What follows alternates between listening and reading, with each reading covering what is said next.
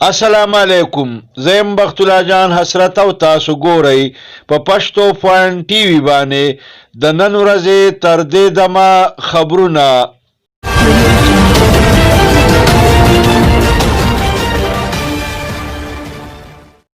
د ټولو اول سر خبرونه.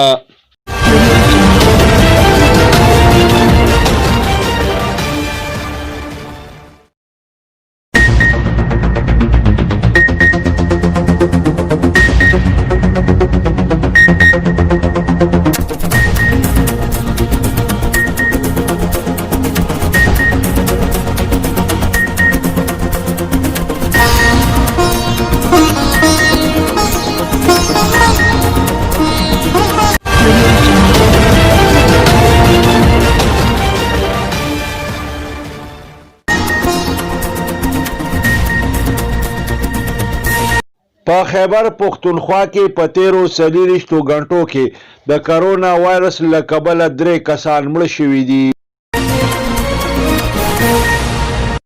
د وزیر اعظم په ظهرانه کې اتحادي جماعتونو د شکایتونو انبار ولګاوه. قاپ لیگ په ظهرانه کې شرکت اونکه.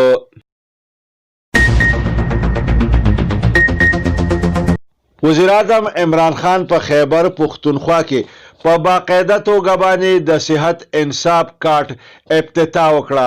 د افتتاح په سلسله کې په سوات کې یو لوی جلسه عام ته وینا هم وکړه. جلسه عام ته د خیبر پښتونخوا وزیر اعلی محمود خان او د مواصلاتو وفاقي وزیر مراد سعید هم وینا وکړه. وزیر اعظم عمران خان په اسلام آباد کې د نرخونو په حواله باندې د اعلی سطحي اجلاس صدارت هم وکړ.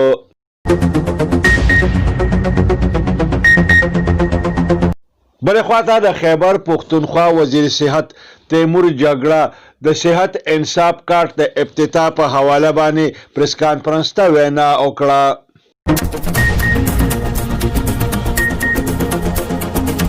د خیبر پښتونخوا وزیر اعلی محمود خان د پیډو پالیسۍ د بورډ د اجلاس صدارت وکړ.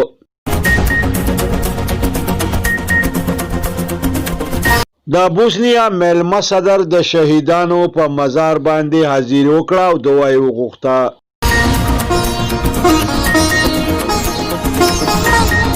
د وزیر اعظم عمران خان د څنګ ملګری جهانګیر ترین 2 میاشتې پس وطن ته واپس راغی.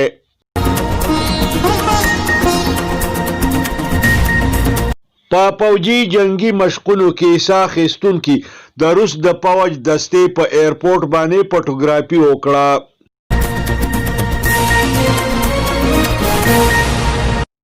د پیپلز پارټۍ مرکزی چیرمن بلاول بټو زرداری په ګلګت کې انتخابي جلسې ته وینا کړې ده.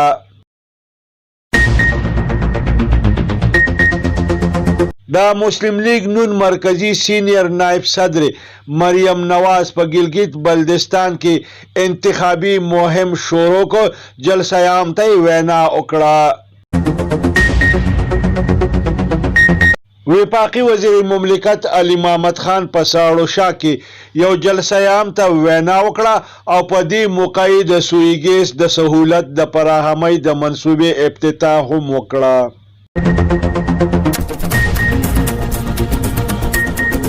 د امریکای په صدارتي انتخاباتو کې د ډونالد ټرمپ نه جو بایډن اوس هم مخکې دی او ګټې ته نږدې شوی دی.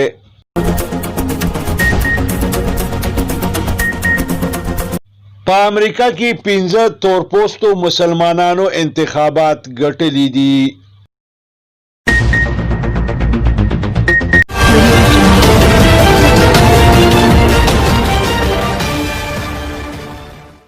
او اوس د دې خبرونو تفصیل.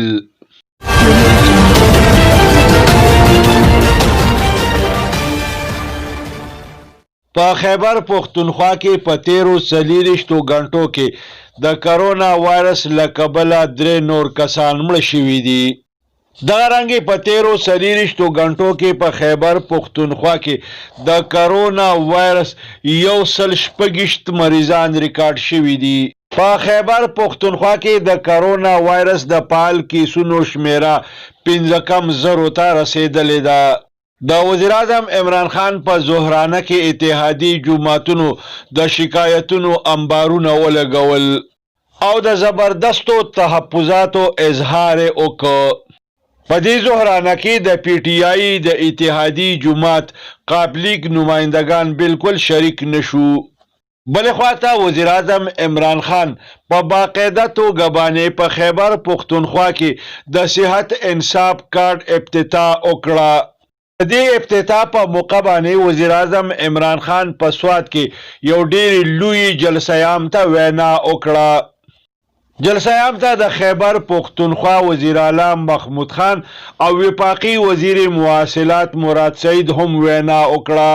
دې موقع باندې وزیر اعظم عمران خان وی چې د دې صحت کارت نه به یو خاندان د 10 لکو روپو علاج مفت کولی شي او دغه رنګې به د صوبې باشندگان د خپلو مریضانو په سرکاري او پرایویټ هسپتالونو کې مفت علاج کولی شي. وزیر اعظم عمران خان جلسه عام ته نوره صدارنګي وینا وکړه. اللہ نے سب سے زیادہ نعمتیں بخشی وہ کون سا انسان تھا؟ وہ آپ کے نبی صلی اللہ علیہ وسلم تھے، اللہ کے حبیب تھے، اور اللہ نے آپ کو قرآن میں کہا ہے کہ ان کے راستے پہ چلو، ان کی سنت پہ چلو. اللہ کا حکم ہے کہ ان کی سنت پہ چلو.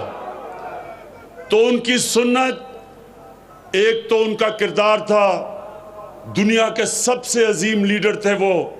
نہ کبھی ایسا لیڈر آ سکتا ہے، نہ کبھی آئے گا، نہ کبھی ایسا عظیم انسان آ سکتا ہے، نہ آئے گا، نہ پہلے کبھی آیا ہے. اور دوسری ان کی سنت مدینہ کی ریاست تھی، اور مدینہ کی ریاست میں دو چیزیں تھیں. سب سے پہلے انسانیت کا نظام تھا، اور دوسرا قانون کی بالادستی تھی.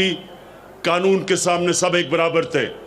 اور وہ مدینہ کی ریاست کی وجہ سے، اس ماڈل سے مسلمانوں نے کئی صدیوں تک دنیا کی امامت کی. تو آج ہم جو پاکستان بنا رہے ہیں وہ مدینہ کے ریاست کے اصولوں پہ، سب سے پہلا اصول انسانیت کا. اور جو محمود خان آپ نے فیصلہ کیا کہ سارے پختونخوا کے لوگوں کو آپ ہیلتھ کارڈ دیں گے، ہیلتھ انشورنس دیں گے، یعنی 10 لاکھ روپیہ ایک خاندان کے پاس ہوگا. کسی بھی ہسپتال میں اپنا علاج کروانا چاہے 10 لاکھ روپے تک کروا سکے گا. یہ اتنی بڑی نعمت ہے نوجوانوں، یہ اتنی بڑی نعمت ہے.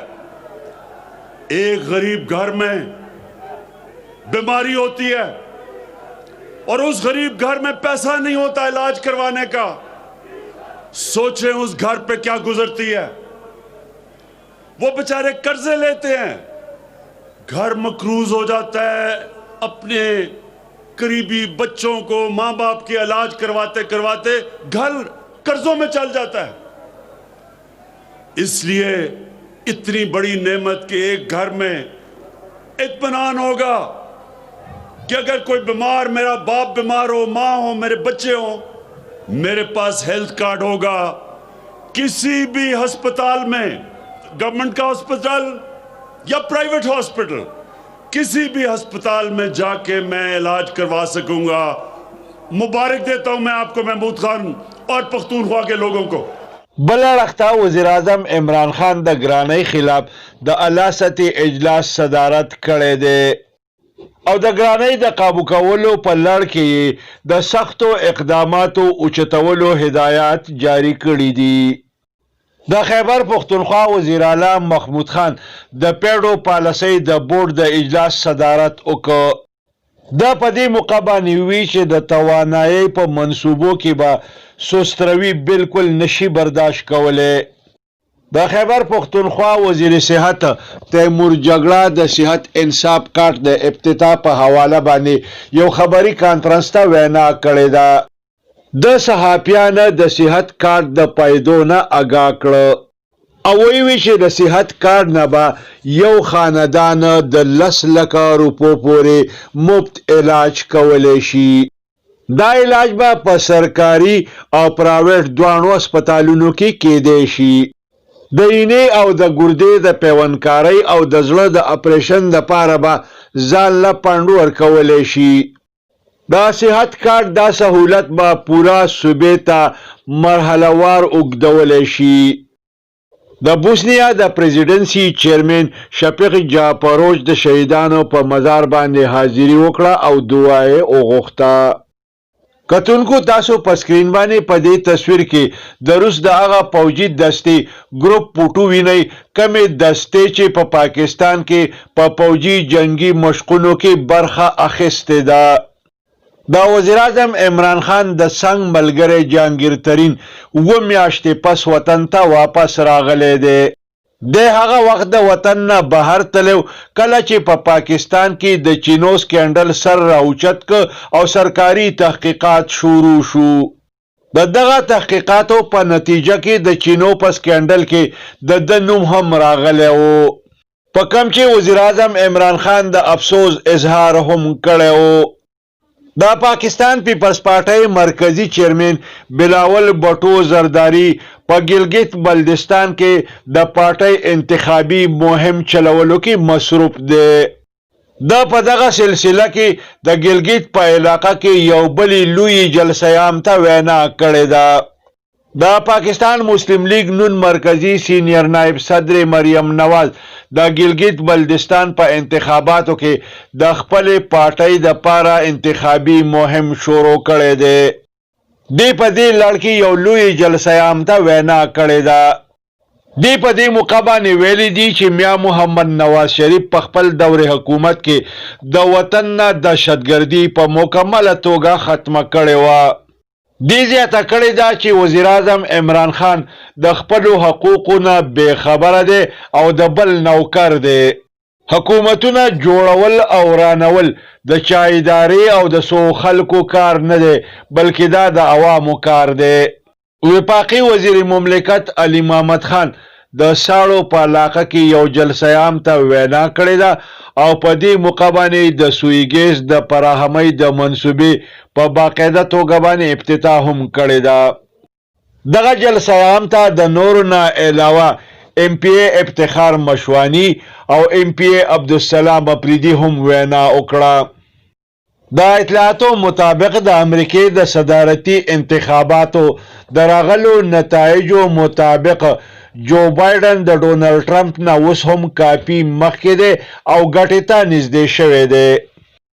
د تر اوسه پورې د ډونالډ ټرمپ د 214 الکترول اوټونو په مقابله کې 240 اوټونه اخیستي دي او دغه رنګې چې 6 اوټونه نور واخلي نو دا انتخابات په خپل نوم کې.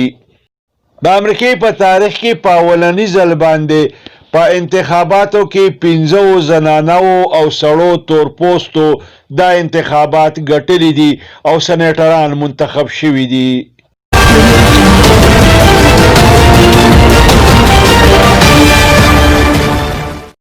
دې سره د نن ورځې خبرونه پای ته رسي. ښاد او آباد اوسئ. د لوی الله په امان.